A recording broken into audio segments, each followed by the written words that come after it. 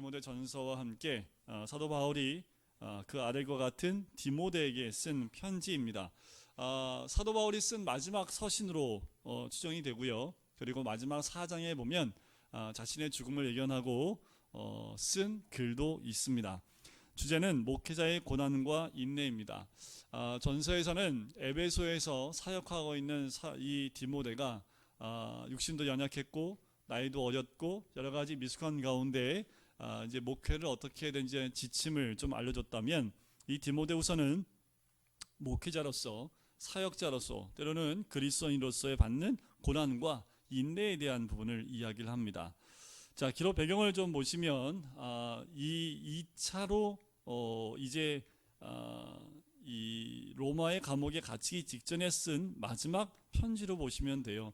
이 다음에 디도서가 나오는데, 디도는 그레데에 갔을 때 남겨놓고요.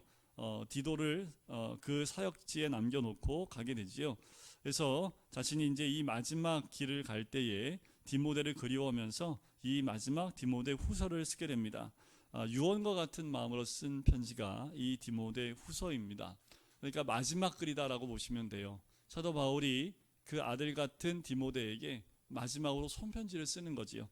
그런 목적을 보시면 거짓 교사로부터 복음의 진리를 수호하는 것이고요, 디모데가 박해의 시련을 극복할 수 있도록 용기를 주고자 하는 것과 디모데와 마지막 믿음의 교제를 위한 것, 그리고 죽기 전에 필요한 물건을 수령하기 위한 그 목적이 이 디모데 후서에 있습니다.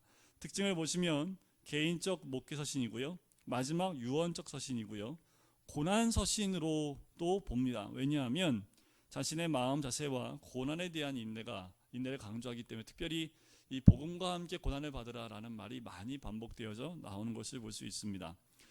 그리고 바울의 성경관이 나와요. 우리가 암송했던 말씀이 디모데후서 뒷부분 15절에 나와 있는 말씀이죠. 그래서 사도 바울의 성경관이 기록되어 있기도 하고요. 그리고 7번째 보시면 바울의 개인 비망록, 17명 이상의 친분인, 그러니까 친분이 있는 사람들을 언급하면서 인사하는 내용이 마지막 4장 뒷부분에 나오는 것을 볼 수 있습니다. 자, 우리 본문을 한번 같이 볼까요? 디모데후서 본문을 보면, 자, 1절과 2절은 이제 쓴 사람과 받는 사람에 대한 인사를 서로 이야기하고 난 다음에 3절부터는 디모데의 믿음에 대해서 감사하며 격려하는 내용이 나옵니다. 자, 디모데의 믿음이 어디서부터 출발했을까요? 근데 디모데의 믿음은 누구로부터 받은 믿음일까요? 5절 한번 보세요. 내 속에 거짓이 없는 믿음이 있음을 생각합니다. 이 믿음은 누구로부터요?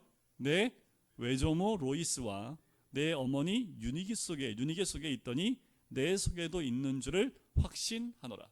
여러분들, 믿음은 이렇게 연결되어집니다. 믿음은 눈에 보이지 않지만 그 믿음의 모습이 자녀들에게 나눠지는 모습을 봐요. 아닐 수도 있지만, 하지만 은연중에 그 믿음은 나눠지게 되어져 있습니다. 이렇게 외조모로부터, 어머니로부터 그 믿음이 연결되어져서 네 속에도 있는 줄 확신하노라. 왜냐하면 이 사도 바울이 봤을 때 그 외조모와 네 어머니 봤을 때 그 어머니의 신앙이 이 디모데 너에게도 있는 것을 내가 보았기 때문이다 라는 거지요. 제가 어르신들 위해서 기도할 때마다 항상 빼먹지 않고 기도하는 것은 우리 권사님들의 그 믿음이 자녀들에게 나누어질 수 있기를 위해서 항상 기도합니다. 아마 우리 권사님들도 그런 기도 하실 거예요. 믿음의 대가 이어져서 그 대를 끊기지 않고 믿음의 대를 연결해 가는 것, 그것이 얼마나 큰 축복인지 모르겠습니다. 저는 1대 신앙이었기 때문에, 그리고 이제 우리 자녀가 2대 신앙이잖아요. 우리 권사님들 보면 벌써 4대 신앙까지 가신 분도 있습니다. 우리나라에는요 6대 신앙까지 있습니다. 6대 신앙. 굉장히 신앙의 뿌리가 깊지요, 그렇죠? 이렇게 신앙의 깊이가 더 깊어가는 것이 가정의 가장 큰 축복입니다. 그 뿌리가 깊을수록 흔들리지가 않아요. 여러분들, 이제 교회 앞에 오면 뭐가 있냐면 대추 나무 있는 거 아시죠? 이번 태풍 때요, 대추나무가 제 눈높이까지 이게 이렇게 기울어져 가지고요, 차가 가면서 툭 치고 오니까 막 대추가 두두둑 떨어지고 그랬는데, 그래서 앞집에 할아버지하고 그 막내 아들 되시는 분하고 그 세우시더라고요. 그래서 세우시니 수고 많으세요 그랬더니 얘가 왜 이렇게 푹 쳐졌대요 그랬더니 그 아드님이 그러더라고요. 이게 땅이 깊지가 않대요. 이게 뿌리가 깊게 내려야 되는데 깊게 내리지 못하니까 조금만 무거우면 나무가 이렇게 처진대요. 그래서 이제 이 쇠덩어리, 쇠 파이프로 이렇게 대치하고 있는데 그걸 보니까 그런 것 같아요. 믿음도 마찬가지인 것 같아요. 믿음의 뿌리가 언제 확인이 될까요? 예, 태풍 한번 불면 확인이 돼요. 그죠? 주로 나무 뿌리가 뽑히는 경우가 산에 있는 나무가 뽑히나요? 아니면 가로수가 뽑히나요? 주로 넘어진 거면 산에 있는 나무가 뽑혔던 얘기는 보도에 제가 못 본 것 같아요. 그런데 가로수에 있는 나무들은 뿌리째 뽑혀서 넘어져 있지요. 왜 그럴까요? 그 뿌리가 깊게 내리지 못하기 때문에 그래요. 어쩔 수 없는 거지요. 여러분들 제가 일대 신앙이잖아요. 일대 신앙의 단점은요. 큰 박해가 오거나 환란이 왔을 때 잘 흔들린다라는 거지요.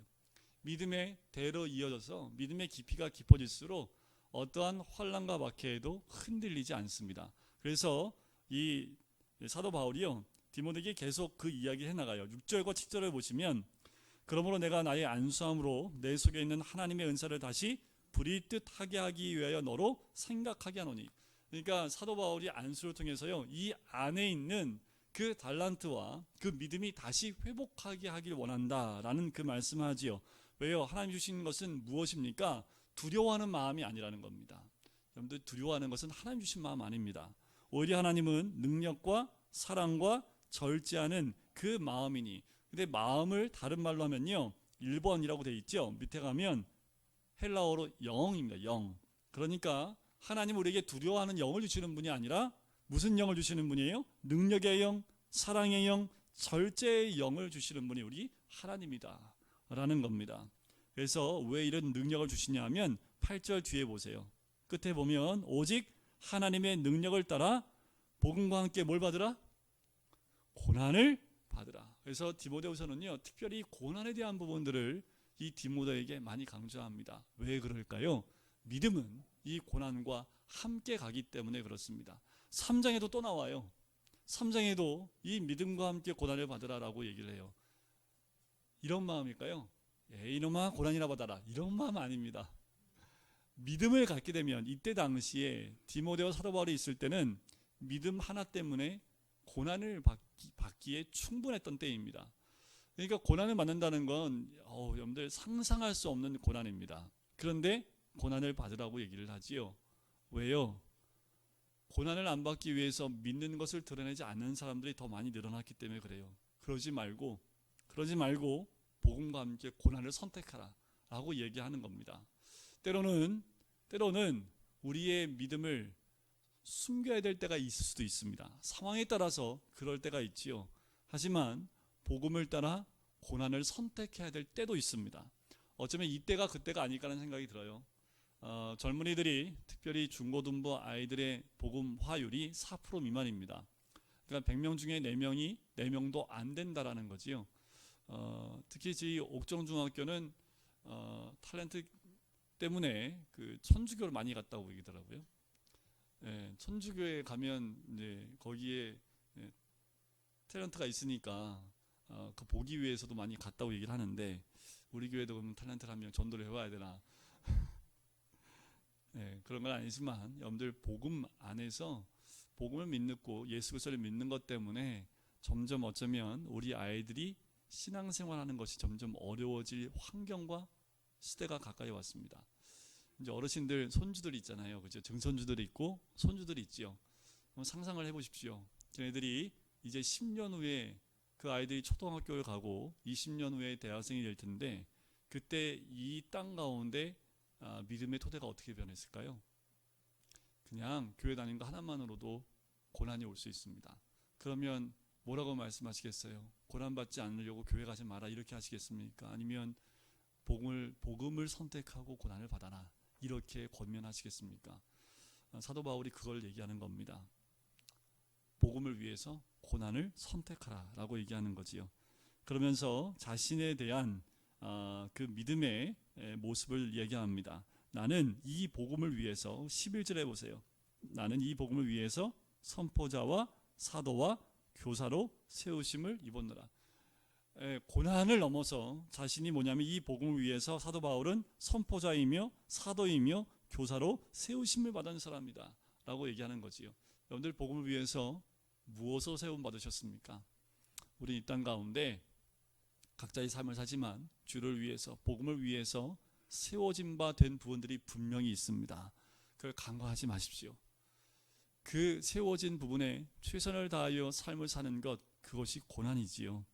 15절에 보시면 이런 사도 바울을 버린 사람들이 나옵니다. 아시아에 있는 모든 사람이 나를 버린 일을 네가 안 하니. 아시아에 있는 모든 사람이 버렸대요. 이게 통째로 한 지역이 이렇게 버리기도 합니다. 그런데 그 중에 누가 있어요? 몇 사람에는 이름이 안 나왔는데 그 많은 사람 중에 또 이름이 나오네요. 그죠? 버린 사람 중에는 부겔로와 허모게네도 있느니라. 16절에 보시면 그 가운데 오네시보로 집에 긍휼을 베푸소서.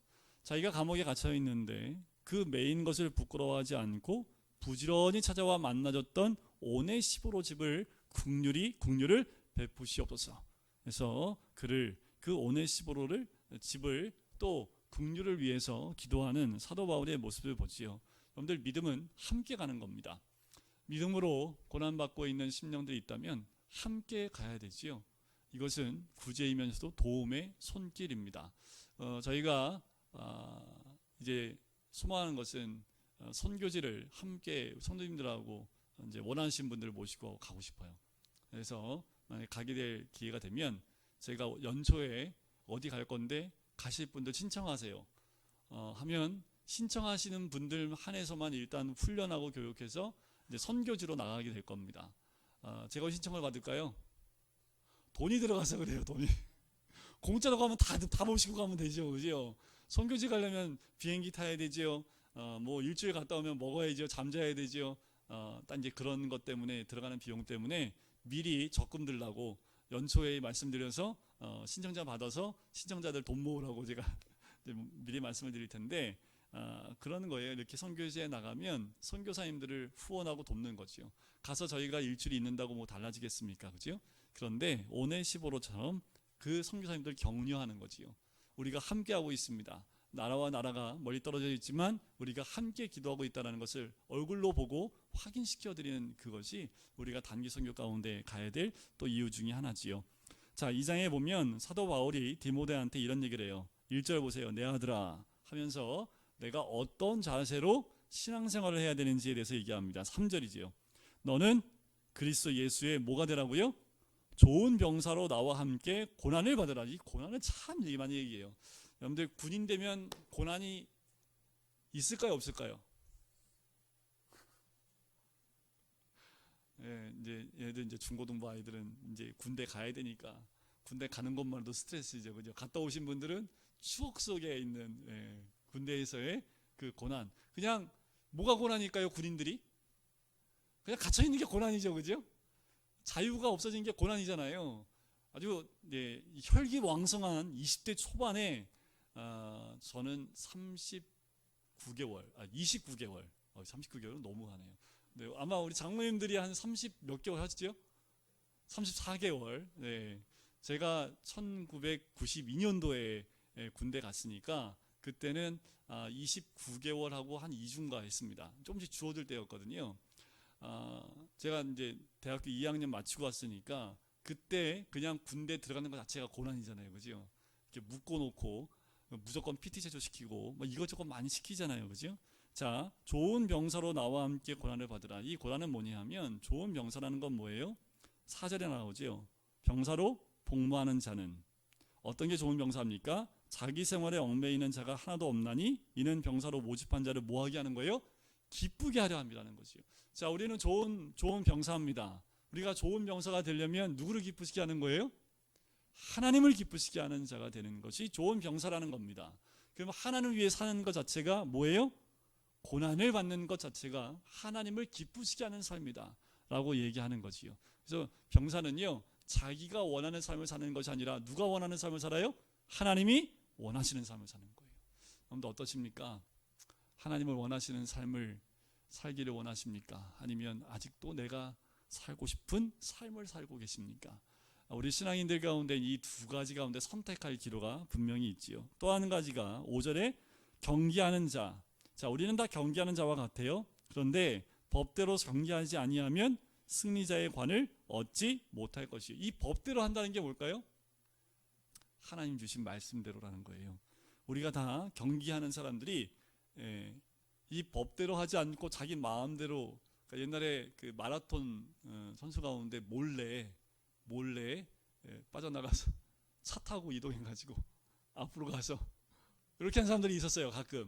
가끔 몰래 뒤로 빠져나가서 차 타고 앞으로 가서 앞에서 기다렸다가 이렇게 들어가는 경우가 가끔 있습니다. 근데 여기 잡히지요. 이렇게 1등하면 1등상을 줘요, 안 줘요? 안 주지요.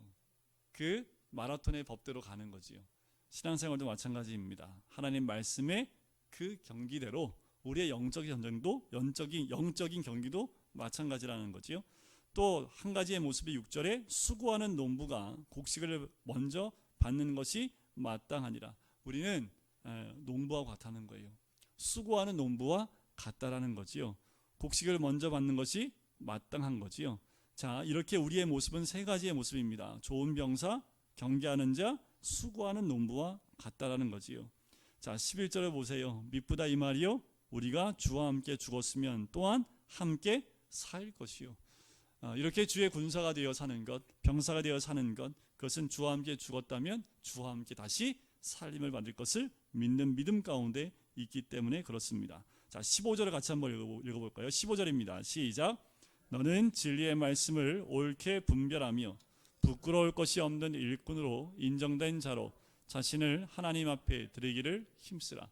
사도 바울이 디모데에게, 아들 같은 디모데에게 원하는 일꾼의 모습입니다. 어떤 모습이라고요? 진리의 말씀을 옳게 분별하고, 이게 옳게 분별하며라는 그 말은요, 석공이 돌을 똑바로 잘라내는 그 말에서 유래된 거예요. 이 지역에 가면 대리석이 참 많습니다. 근데 대리석을 잘라낼 때 비스듬하게 잘라내면 상품성이 많이 떨어지겠지요. 네모 반듯하게 잘 잘라내야지 그 상품성이 있듯이, 그렇게 옳게 분별하다는 것은 석공이 돌을 똑바로 잘 잘라내는 것에서 또 유래되는 말이 이 말입니다. 그러니까 진리의 말씀 어떻게 해요? 잘 말씀 그대로 옳게 분별하며 부끄러울 것이 없는 일꾼으로 인정된 자로서 하나님 앞에서 드리기를 힘쓰는 거지요. 그런데 종양 같은 사람이 있습니다. 17절에 헛된 말을 하는 악한 종양이 퍼져나온 것 같은데 그 악성 종양은 어떻게 하라고요? 후메네오와 빌라도가 있답니다. 후빌레. 악성 종양은 열심히 후빌레. 그래서 후메네오와 빌레도입니다. 왜요? 이들이 어떤 사람들이냐 하면 부활이 이미 지나갔다고 해서 믿음을 무너뜨리는 자들이 있다라는 거지요. 사람들의 마음을 무너뜨리는 사람들, 이 사람이 후빌레입니다. 그럼 우리는 어떻게 준비되어야 될까요? 20절 말씀이지요. 자, 집에 무슨 그릇이 있어요? 여러분들 집에 금그릇, 은그릇 있지요, 그죠? 네, 나무 그릇, 질그릇이 있습니다.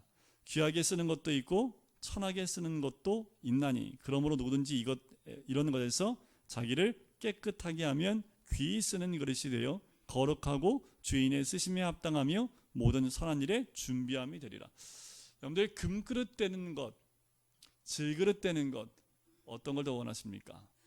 그런데 어떤 그릇이 되는 것보다 더 중요한 것은 깨끗한 그릇이 되는 겁니다. 그래서 저는 이렇게 보면서 나무 그릇도 괜찮겠다. 왜요? 그냥 막 쓸 때 쓰는, 그냥 이렇게 막 쓰고 싶을 때 쓰는 거. 금그릇은 1년에 한 번 쓸까요?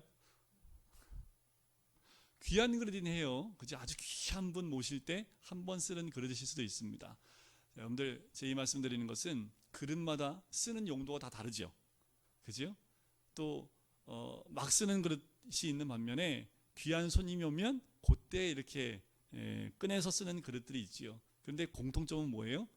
깨끗하지 않으면 안 쓴다라는 거지요. 여러분들 일제시대 때 그거 아시죠? 우리나라 사람들이 골동품을 뭐해서 쓸게요? 개밥그릇을 쓰고 있는 거지요.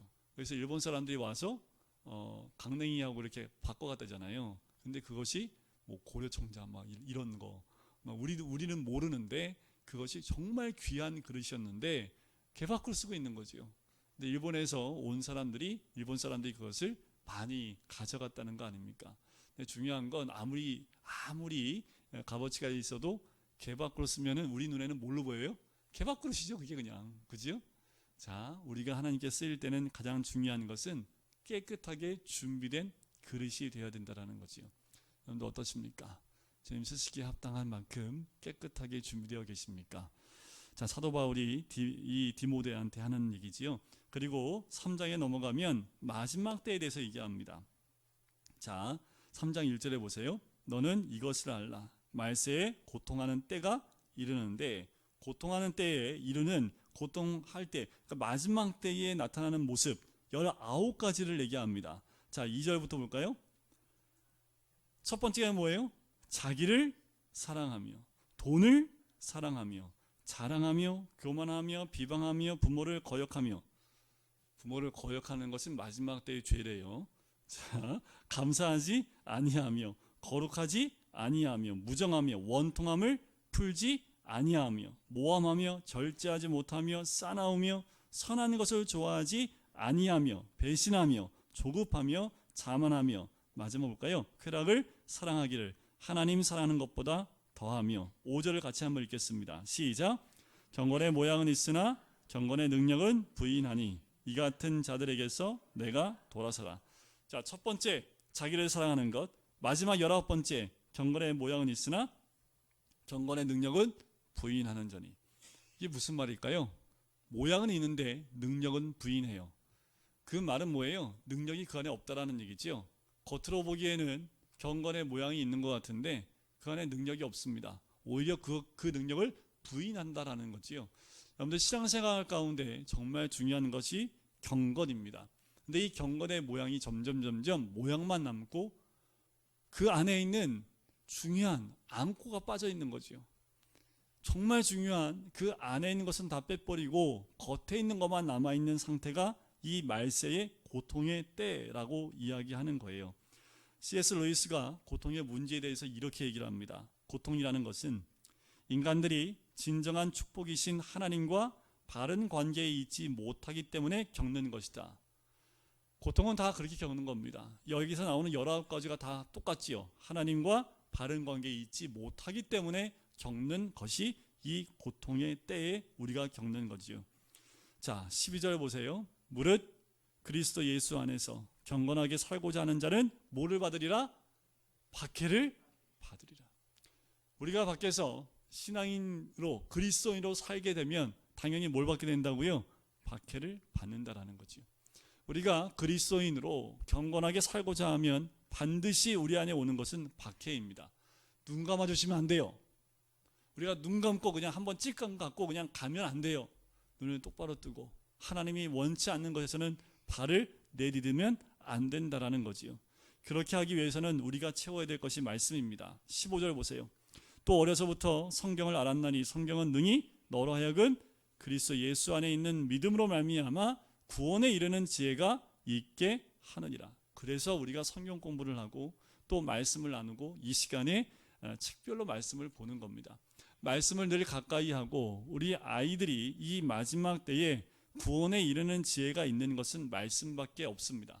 그러니까 이 아이들이 말씀을 더 많이 볼 수 있도록 저렇게 머리 박고 자는 아이들도 있지만 하지만 하나님의 은혜 가운데 말씀 가운데 있는 우리 아들이 머리를 박고 자고 있기 때문에 제가 우리 아들 때문에 얘기한 겁니다. 제가 자, 하나님의 말씀에 구원의 지혜가 있게 하기 위해서는 깨워야지요.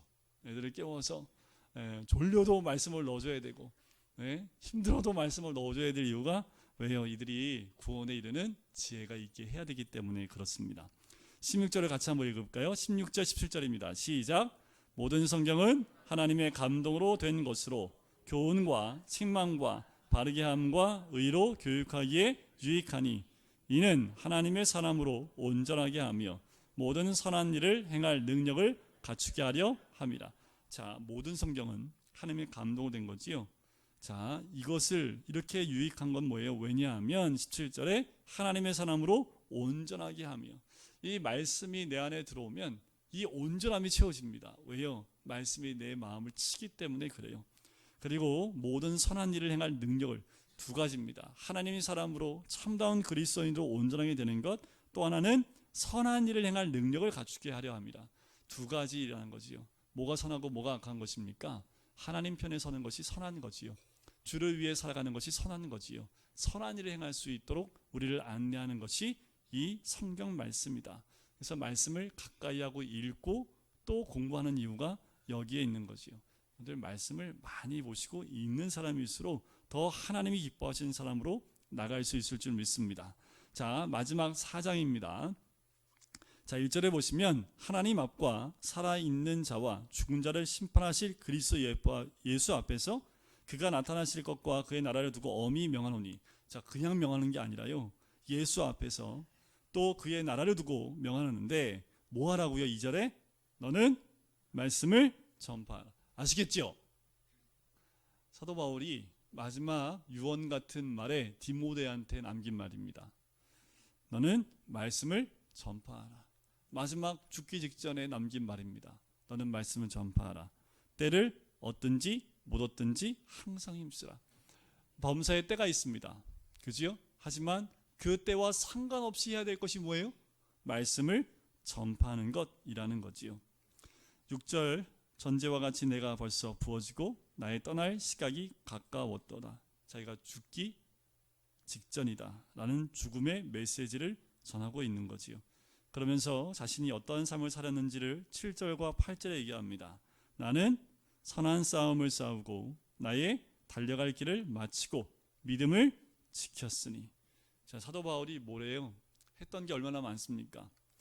내가 이제까지 어느 도시에 몇 개 도시에 복음을 전했고 내가 세운 교회가 몇 개고 이런 말 하지 않아요. 여러분들 어떤 교회 가면 목사님이 교회를 98개 세웠대요. 주보에다 적으셨더라고. 98개.